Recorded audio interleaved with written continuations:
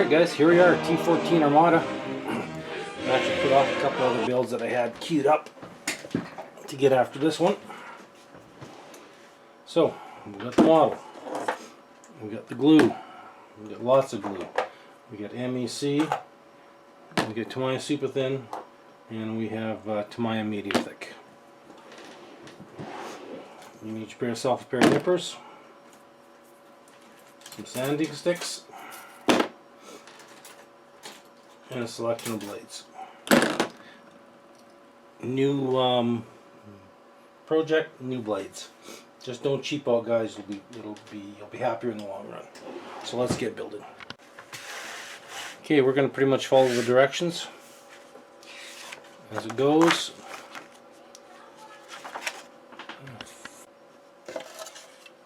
Running gear, superb. Fit, excellent. Detail, fantastic. Really impressed so far. Road wheels, excellent fit, nice detail, hardly any seam line, went together just tickety-boo. So far, so good. But I'm on to these tracks. 5 locating points per track. 95 of these per side, plus the hollow interior guide horns. This is going to take a bit. 2-piece barrel. I don't get it. At least the top of the barrel has a real rib on the top, so they only have to fill on the bottom of the barrel. And I was looking at the instruction, I looked, oh great, it's got an end cap, no problem, so we don't have to worry about it. But for some reason, come on Takom, what are you guys doing? A 2-piece end cap, so you're still going to have a seam. It's not like, you know, you can mold these 2 pieces in a solid piece with a hollow interior. Why in the hell couldn't you mold the end cap, the muzzle end of the barrel, in 1 piece? It's not 1980 anymore, guys. Come on! Okay, tracks. T14 Armata. I am 8 hours into track building.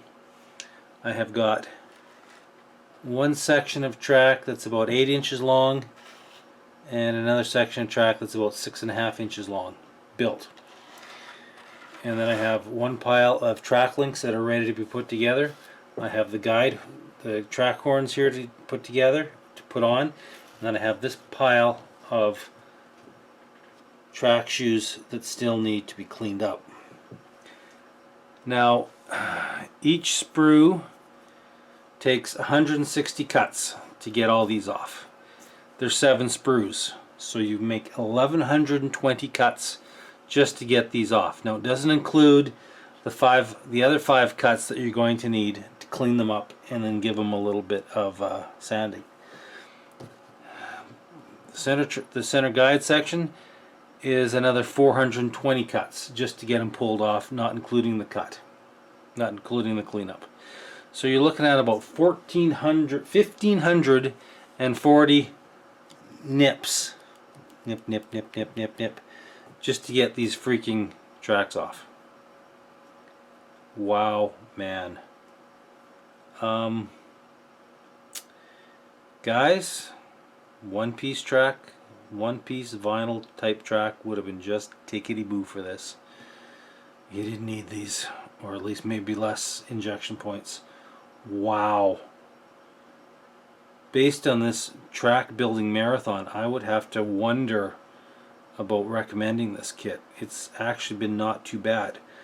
But these tracks, whew, at least they're buildable. Once you get them cleaned up, they go right together. They go together fast once you get them cleaned up. But getting them cleaned up, okay, here's one. Check it out. Alright. So, clean those, get those guide horns off. Each one of these is at least 2 cuts, sometimes 3, because you want to do it on an angle. Get it nice and cleaned up. Give it a sand. Clean it up. Boom. Now you got to do that for 180 tracks, because it's 95 per side. How's my math? No, 190 tracks. It's 2 a.m. I've been at this all day, so excuse my shitty math skills. But yeah, if you do buy one of these, yeah, the tracks are a handful. All right, we're pushing 10 hours, and I've got one side of the tracks complete. So if you build this, guys, don't do what I did. I built the bottom section in one solid piece, and then I went and did the top section in one solid piece. Don't do that. It's going to bugger you up at the end because there's no adjustments on the idlers at all. So what you get is what you get. I'm about a quarter track length too short, so I had to hide it in the back here at the drive shaft. So on the other side, what I'm going to do is I'll build a full bottom piece in one piece, but we'll bring it up and around, and instead of meeting at the back drive sprocket like I did here, we're going to meet it in the middle. So if it doesn't quite line up, it'll get hidden by the side skirts. Unfortunately, the tracks really suck, and it's really taken away from what's been a really nice build so far. Alright, we've got the running gear all done, and despite the problems, well, not so much problems, it's tax your patience. The running gear looks superb. These tracks do look really, really awesome. They don't fit real well around the drive sprockets, so you're going to have to do a little bit of work there. Just patience and glue, and you'll get her licked. So let's go get I'm going to go get the lower hull painted now.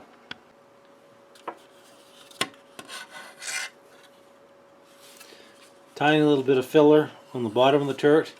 There is quite the seam on the inside there, so I filled that, and a little bit of seam around a couple of these other back spaces. Be very careful when you line these up. They don't necessarily want to go together straight, and we're getting along on the turret.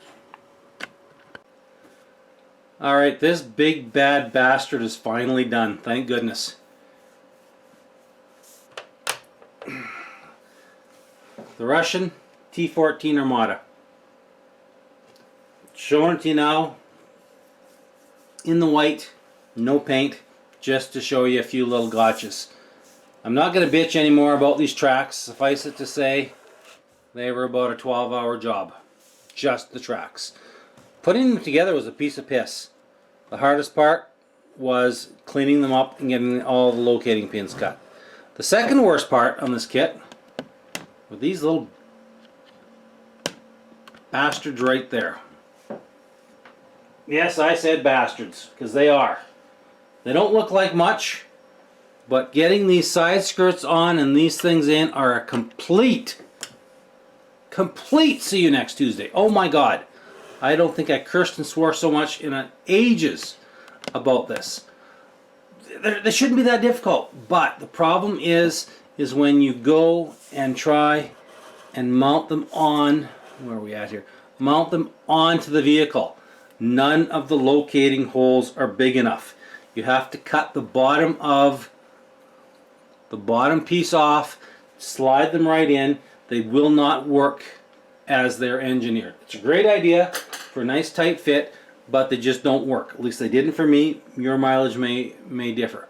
So here we are, the T14 Armata from Takom.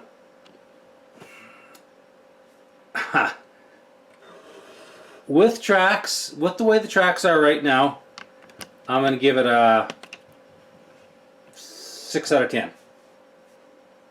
Because it's just abysmal. It is such a pain in the to get all these track links cleaned up and fitted in. If they were to have something like a one-piece track, it would go up to a 9. Yep, I said it. With different tracks, with a one-piece polymer track, or something that doesn't have the amount of cuts you need to get these tracks out, this is the best Takom kit I have ever built. Everything other than the tracks, it's a 9. Even with those crappy mounting points for the slat armor, it's a 9. There's virtually no filler. You can shake the box and it falls together. There's a few funky things that they've done on the running gear, small axle pins for the drive shaft, drive sprockets, and for the idler sprockets. But other than that, it's frigging awesome. It just goes together. The instructions are great. This is the best Takom kit I've ever built. I've built a few. I've got a few more to build too. But guys, if you can take the 3,000 or 4,000 snips it takes to clean up these tracks, get it, build it, and enjoy the kit. But just be prepared for 2 days, maybe 3 days, solid time sitting at the bench, cleaning up tracks and putting them together. Putting them together is a piece of piss, man. They just fall together.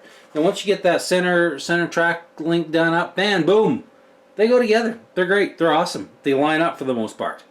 A little cranky here and there, you know, just like any link-to-link track. You got to be really careful. You need to know what you're doing. If this is your first link-to-link track, oh my God, do not try it. You will never build another one. I built a few now, so you know you get used to them. You get used to the idiosyncrasies. But like I say, Takom, for the most part, other than the absolutely horrendous job you did on putting the injection molding of the tracks, you got a winner here. Thanks guys, later.